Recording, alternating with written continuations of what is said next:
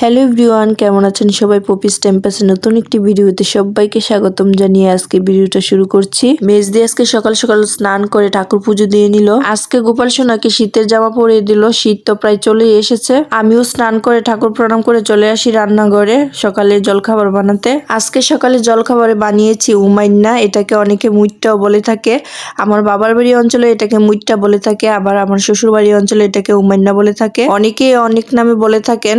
তো এর সাথে আমি শুটকির ভর্তা করে নিছি। এটার সাথে শুটকি ভর্তাটা খেতে বেশি ভালো লাগে, তাই শুটকি ভর্তাই করে নিছি। আমরা দুই যা একসাথে সকালে খাবারটা খেয়ে নিলাম। এখন দুপুরে রান্নার আয়োজন করব। এদিকে আবার শাশুড়ি মা মাছ ব্লেন্ড করে রেখেছে, এখন এগুলো ছাদে নিয়ে যাবে, বড়ি দিবে। আর শীতের সিজনে কিন্তু মাছের বড়ি খেতে ভীষণ ভালো লাগে। যাই হোক, ফ্রিজ থেকে মাংস বের করে নিলাম। হাঁসের মাংস ছিল, তো এটাই এখন নামিয়ে ভিজিয়ে রাখলাম। তো ওইদিকে আমি হাঁসের মাংসের জন্য যা যা মশলা লাগবে সবকিছু কেটে কুটে রেডি করে রাখলাম।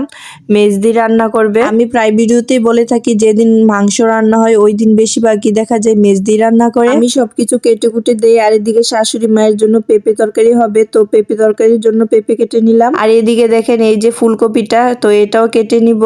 ফুলকপির বড়া হবে, তো এখানে ফুলকপিগুলো কেটে নিলাম। ফুলকপিগুলো কেটে লবণ দিয়ে মাখিয়ে নিলাম একটু। আর এদিকে বিলুম্বু কেটেছি ডাল রান্নার জন্য। হাঁসের মাংসটাও ভিজে গেছে, এখন ভালো করে ধুয়ে পরিষ্কার করে নিব। আর এই যে ঘরে একটা পাকা পেঁপে ছিল, তো শাশুড়ি মা পেঁপেটা কেটে দিল।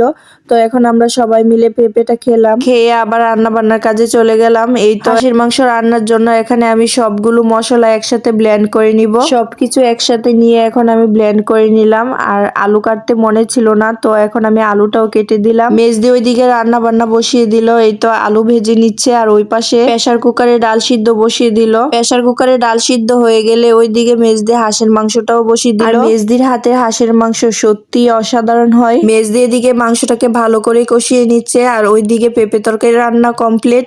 ডাল সম্বারও দিয়ে দিছে। চলেন আপনাদের সাথে একটা মজার ব্যাপার শেয়ার করি। মেজদি ওইদিকে রান্না করতেছে আর এদিকে ব্লগ দেখতেছে।